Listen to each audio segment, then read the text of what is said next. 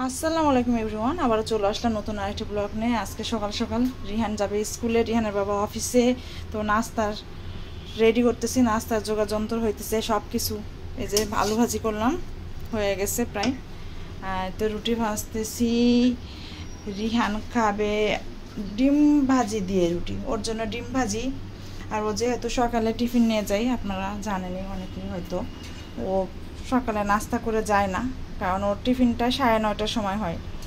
যাই 8টা সোয়া 8টার দিকে বের হয়, তো ওই 9:30 1 ঘন্টা পরে ওই নাস্তা করে গেলে আর খেতে পারে না, যার জন্য আমি একটু ভারী টিফিন দিই। আজকে রুটি দিচ্ছি, গরমের দিন তো মানে হেলদি, এটাও চিন্তা করতে হয় যে বাসার খাবারটা একটু ভালো মতো দিতে হয়। আর নুডলস খেতে চায় না, ওর নিয়ে একটা ঝামেলা। ও যে কেন নুডলস, খুব একটা এমনি নুডলস খাবে, বাসায় খাবে, বাট স্কুলে দিলে কেন খাবে না আমি জানি না ঠিক। এই নুডলসের অপশন বাদ ওর জন্য। তো আপনারা সাজেস্ট করতে পারেন যে ওকে আসলে আমি কী টিফিন দিতে পারি, হেলদি টিফিন। এই দেখেন রায়ান উঠে বসে আছে, গুড মর্নিং। রায়ানকে আমি এখন কি দিব, খাবার দিব? খিদা লাগছে? বেচারা কালকে বিয়ে বাড়িতে গেছে, ও বাইরে গেলে আসলে এভাবে করে খেতে পারে না, ছোট মানুষ না। খিদা লাগছে এখন? কি খাবার আছে বলো? তোমার যে খাবার নাস্তা চেয়েছো ওটাই দিব। তুমি না ডিম পোচার ভাত চাইলা একটু? মা গ্লাম দি তাহলে ভাতের সঙ্গে ভাত চাইলে তো আপেল দিও। ওকে। এই তো রিহানকে নিতে যাইতেছি, বাইরে অসম্ভব রোদ, মানুষজন কম কম। যাইতেছি, ভালো লাগতেছে না খুব, এত গরমে অতিষ্ঠ অবস্থা। আমাদের এই অবস্থা, যারা বাইরে কাজ করেন তাদের কি যে অবস্থা হচ্ছে ধারণার বাইরে। দেখেন কি রোদ। রিহানকে স্কুল থেকে নিয়ে আসলাম, আর এখন রিহানকে ভাত দিব। আজকে দেখি কি আছে। এই যে ডাল, আমদে ডাল, আর ডাঁটা শাক ভাজি। ডাঁটা শাক যেহেতু ভাজি, ডাঁটা দিয়ে নিশ্চয়ই কিছু একটা তরকারি রান্না। এই দেখেন ডাঁটা দিয়ে, চিচিঙ্গা দিয়ে, আলু দিয়ে, এটা সিদ্ধ আলু দিয়ে, এটা রুই মাছের ঝোল। এই তো আজকের মেনু, দুপুরের মেনু। বাচ্চাদের এখন খাওয়াবো, দুপুর বাজে 2:30। বাইরে যে রোদ, অসম্ভব রোদ। রিয়ানকে নিয়ে আসলাম, অস্থির লাগতেছে। এই দেখেন বাইরে একদম সেই রোদ, ভয়ঙ্কর গরম পড়ছে। সবাই আপনারা পানি টানি বেশি করে করে খাবেন, না হলে অসুস্থ করবেন। মানুষের জ্বর ঠান্ডা, এই গরমের জ্বর ঠান্ডা হইতে লাগতেছে, মানে খুব ভয়ঙ্কর অবস্থা। জন্ডিস হইতেছে মানুষের। রোদে বেশি যাবেন না, গেলেও ছাতা ইউজ করবেন দয়া করে প্লিজ। আর এর মধ্যে বিয়ের সাথে থেমে নেই, আমি বুঝতেছি না এত গরমের মধ্যেও। কালকে তো আমরা গিয়ে একদম অস্থির, পিএসসির এসি নষ্ট ছিল, মানে সব এসিগুলো কাজ করছিল না, কিছু কিছু কাজ করছিল। খুব খারাপ লাগতেছিল, গরমে অস্থির হয়ে গেছিলাম। আর এই যে দেখেন রূপালীতে আজকেও বিয়ে, এই যে ডেকোরেশন চলছে, এখন ডেকোরেশন করতেছে, সন্ধ্যায় বিয়ে। বিয়ের সাথে থেমে নাই আসলে এই সময়ও। এই দেখেন গাছগুলো কেমন শুকনো খটখটে হয়ে গেছে, পানি দিব। বিকাল হয়ে গেছে, 5:30 6টা বাজে এখন।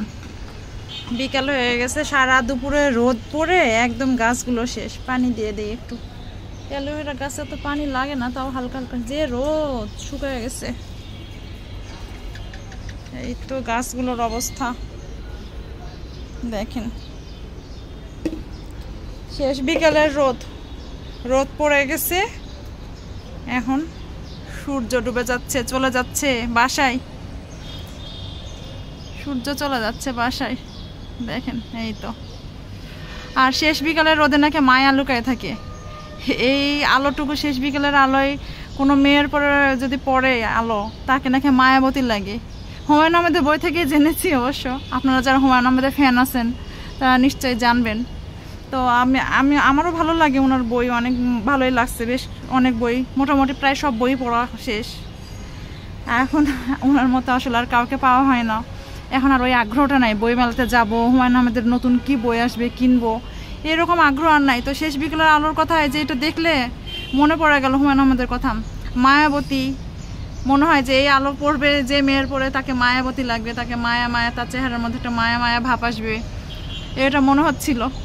আর যখন আমাদের বিয়ে হয় নাই তখন নিজের ওইরকম মনে হয়তো, হুমায়ুন আহমেদের নায়িকা মনে হয়তো যে ওই রকম রূপা কিংবা ওই যে মায়াবতী যেটা বলে, শেষ বিকেলে আলো আমাদের উপর পড়লো, আমাদের অনেক সুন্দর লাগতেছে, এই টাইপের নিজেরা হুমায়ুন আহমেদের নায়িকা ভাবতাম অনেক সময়। না এরকম আসলে হয়, কিন্তু বিভিন্ন বই পড়লে অনেক সময় দেখা যায় যে ওই বইয়ের নায়িকা নিজেকে কল্পনা করতে হয়, অনেকে কল্পনা করে মনে হয়, ওই বয়সটাই আসলে ওই রকম। তো যাই হোক, শেষ বিকেলের আলোটা খুব সুন্দর, রোদের তাপও কমে গেছে, বেশ ভালোই, অনেকে বের হচ্ছে এখন। আর এই যে রূপালির ডেকোরেশন, বিয়ে হবে রাত্রে, অর্ধেক করে রেখে দিছে, আর করে নাই কাজ, বুঝলাম না ঘটনা, অর্ধেক ফুল লাগাইছে অর্ধেক ফুল লাগাই নাই, নাকি এরকমই রাখবে বলেন তো আপনারা, কমেন্ট করে জানাবেন যে এরকমই রাখবে কিনা। প্রায় প্রত্যেক রাতেই অনুষ্ঠান হচ্ছে এখানে, কালকে অনুষ্ঠান ছিল এখানে, সেই পটকা, তারপরে আপনার এখনও পটকা ফুটায় জানেন এখানে, আর আতশবাজি তো আছেই। তো আজকে রাত্রে যদি সেরকম ধুমধারাক্কা কিছু হয় তাহলে আমি আপনাদের দেখাবো। আর ওই পাশে দেখেন ওরা কি করছে, একটা ছাতা লাগাই রাখছে, ওখানে কাউকে কখনো বসতে দেখি নাই, বসার ব্যবস্থাও নাই, সিঁড়ি আছে দেখি নামা যায়। কেন ছাতাটা রাখছে? ডেকোরেশনের জন্য মনে হয়, একটা পার্ক ভাইব দিবে, এই জন্য মনে হয় আসলে। এই তো একটু বেশ ভালো হালকা বাতাস ছাড়ছে। আমাদের বাসাটা উত্তরের বাসা, তো সেরকম বাতাস পাই না, দক্ষিণের বাসা হলে উড়ে যাইতাম বাতাসে, হাওয়ায় উড়ে যেতাম। যাক ভালো, বেশ ভালোই, বিয়ে শাদিও চলছে গরমের মধ্যে। তো আমরা কালকে বিয়ে দাওয়াত খেয়ে আসলাম, ভিডিওটা নিশ্চয়ই দেখেছেন। ওটা তো বরপক্ষের মানে বিয়ের দাওয়াত ছিল, মানে বরপক্ষের দাওয়াতটা তো এখনো বাকি, বউ ভাতটা আমরা বরযাত্রী হিসেবে গিয়েছিলাম, তো ওটাও দেখবেন সামনে ইনশাল্লাহ, তো সাথেই থাকবেন।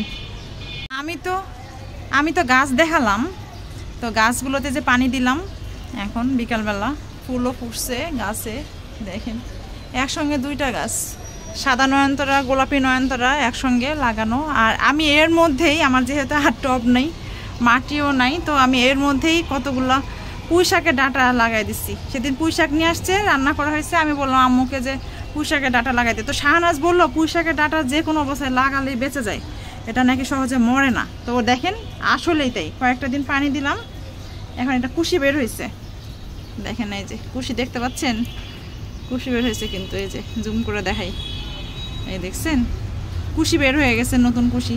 যাক, এখান থেকে শাক খাইতে পারবো কিনা জানি না, দেখা যাক, সাথেই থাকবেন, তাহলে আপনারাও দেখবেন যে আমরা শাক খাইতে পারি কিনা এখান থেকে। এই তো হ্যাঁ, এই যে পানি, এই যে টব থেকে পানি দিছি, পানি গড়ায় পড়ছে, পানি বারান্দা তো গরম, তেতে একেবারে গরম হয়ে আছে। রায়ান পা দিছে, বলতে গরম পানির মধ্যে পা দিছি, পা একদম পানি হয়ে গেছে, মুছতে গেছে পা। কি খাও বেবি? দাদু নিয়ে আসছে তোমার জন্য বাবল গাম,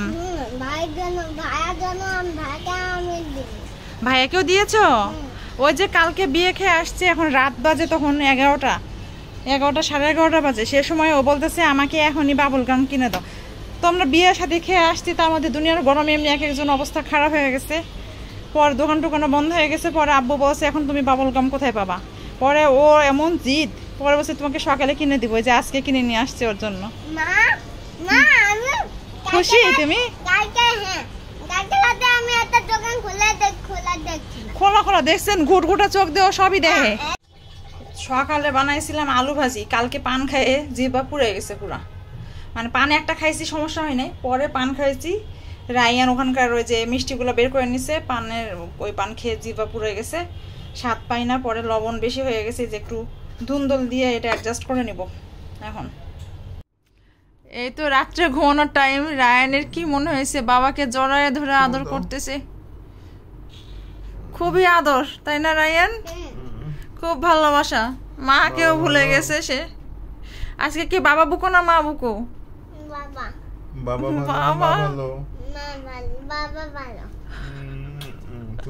আল্লাহ, আজকে আমি দুঃখী হয়ে যাওয়া। অভিনয়, আজকে আমরা রাত 12টায় দেখেন পার্টি হচ্ছে, পার্টি মিন্ট লেমনেড রিহানের বাবা বানালো, এখানেই আমরা এসির মধ্যে বসে বসে বানালো, গরম লাগতেছে, দেখেন এখনো সবকিছু আছে এখানে। এই তো এখন আমরা এগুলো খাবো আর এই তো মুভি চলছে, মুভি দেখবো। আমিও। তুমিও খাবা? তো আজকের মতো এই পর্যন্ত। আল্লাহ হাফেজ। আপনারা সবাই ভালো থাকবেন, সুস্থ থাকবেন। আজকের মতো এই পর্যন্ত, আল্লাহ হাফেজ। আজকের মতো এই পর্যন্ত, আল্লাহ হাফেজ। আজকে আমার চ্যানেল সাবস্ক্রাইব করবেন, আমার সব ভিডিওতে লাইক দিবেন আর কমেন্ট দিবেন, আর আমার ফেসবুক পেজ অবশ্যই ফলো করবেন। আজকের মতো এই পর্যন্ত, আল্লাহ হাফেজ।